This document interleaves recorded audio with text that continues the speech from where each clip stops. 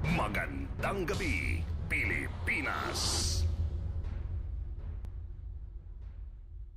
Tapos ang nangyaring malagim na pagpapasabog sa Mount Carmel Cathedral sa mismong bayan ng Jolo, kung saan mahigit 20 ang namatay at ikinasugat ng di bababa sa 100 katao, palagi nang nasa heightened alert ang ipinaiiral na seguridad ng militar.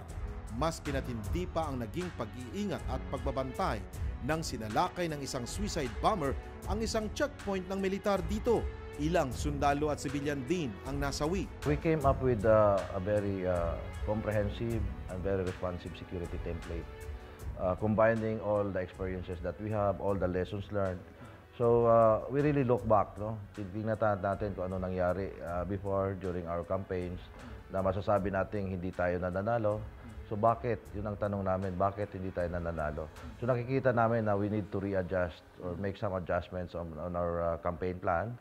We have to reconfigure our forces. We have to designate commanders who have better or best understanding on the dynamics of conflict. Sa experience po ng unit namin dito is nagkaroon na po ng IED blast sa daan, na andun din yung tropa namin na kakandak ng route security. Pero na-recover naman din po yung mga gamit na ng mga napasabog ng kalaban. Saka safe naman din yung naging ng tropa natin. So naglalagay din sila pasabog sa daan, sir?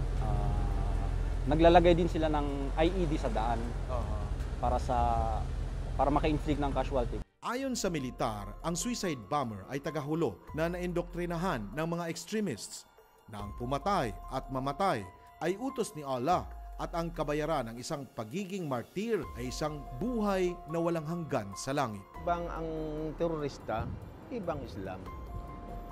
Islam has nothing to do with terrorism. Islam doesn't like terrorism. The more na these bandits are doing such atrocities, the more na ini-alienate nila ang sarili nila sa communities dito sa Sulu. Base sa nakalap na intelligence reports ng militar, 17 mga dayuhang terorista ang nakapasok na sa bansa at karamihan sa mga ito'y nasa lalawigan ng Sulu. Ang iba ay nasa mainland Mindanao. Ang mga ito'y kinabibilangan ng mga bomb experts, trainers para magasik ng karahasan at ang mga naglilinang ng mga extremist doctrines para sa isinasagawang recruitments. Ang mga nakapasok na terorista ay may mga malakas na kaugnayan sa mga terrorists leaders sa buong Southeast Asia. There were 8 actually, and we neutralized some of them. So halos hindi na nga namin mamonitor. The Egyptians, may mga Indonesians, may Bangladeshi, and there was a Singaporean, and there are others. No?